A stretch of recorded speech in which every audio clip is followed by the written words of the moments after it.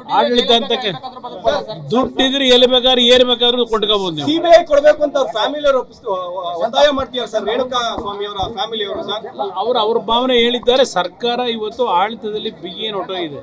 ಪಾಪ ಪರಮೇಶ್ವರ್ ಅವರು ಬಹಳ ಕತೆ ಹೇಳ್ತಾರೆ ಪ್ರತಿನಿತ್ಯ. ಏನೋ ಬಹಳ ಪಾರದರ್ಶಕವಾದಂಥ ಸರ್ಕಾರ ಕೊಡ್ತಾ ಇದ್ದೀವಿ, ಏನೋ ಹೈಟೆಕ್ ಇದೆಯಂತ. ಇದೇನು ಹೈಟೆಕ್ಕು? ಪರಮೇಶ್ವರಿಗೆ ಕೇಳ್ತೀನಿ, ಹೈಟೆಕ್ ಇದೇನಾ ಅವ್ರದ್ದು?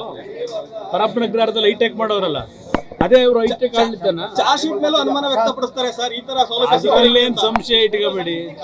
ಅವ್ರು ಮಾಡಿರೋ ತಪ್ಪುಗಳನ್ನ ಮುಚ್ಕೊಳ್ಳಿಕ್ಕೆ ಈಗ ಯಾವುದೋ ಒಂದು SIT ಇಟ್ಕೊಂಡು, ಈಗ SIT ಯಾವುದು ಚಾರ್ಜ್ ಶೀಟ್ಗಳು ಅಂತ ಹೇಳಿ ಏನು ಪುಟಗಟ್ಲೆ ದಿನ ಇವತ್ತು ಪ್ರಚಾರ ಮಾಡ್ಕೊಂಡಿದಾರಲ್ಲ, ಅವ್ರು ಮಾಡಿರೋ ತಪ್ಪನ್ನು ಮುಚ್ಚಾಗಿ ಡೈವರ್ಟ್ ಮಾಡ್ಲಿಕ್ಕೆ ಇಶ್ಯೂಗಳು. ಫ್ಯಾಮಿಲಿಗೆ ನ್ಯಾಯ ಸಿಗುತ್ತೆ ಅನ್ಸುತ್ತಾ ಸರ್ ತಮಗೆ? ನೋಡೋಣ, ನ್ಯಾಯಾಲಯಗಳಲ್ಲಿ ನ್ಯಾಯ ದೊರಕಬೇಕಲ್ವಾ? ಅಧಿಕಾರಿಗಳು ಈ ರೀತಿ ನಡ್ಕೊಂಡ್ರೆ ಹೆಂಗೆ ಅಂತ. ಅಧಿಕಾರಿಗಳಿಂದ ನಿಮಗೆ ನ್ಯಾಯ ದೊರಕುತ್ತೆ ಅಂತ ಹೇಳಕ್ಕಾಗಲ್ಲ ಈಗಿನ ಸರ್ಕಾರದಲ್ಲಿ. ಅದು ನ್ಯಾಯಾಲಯದಲ್ಲಿ ಏನಾದರೂ ಒಳ್ಳೆ ರೀತಿಯಲ್ಲಿ ಒಂದು ತೀರ್ಮಾನಗಳು ಅವರಿಗೆ ನ್ಯಾಯ ದೊರಕಬೇಕು. ಸರ್ಕಾರವೇ ಹೊಣೆ ಆಗಬೇಕು, ಬಟ್ ಸರ್ಕಾರವೇ ಇಲ್ವಲ್ಲ.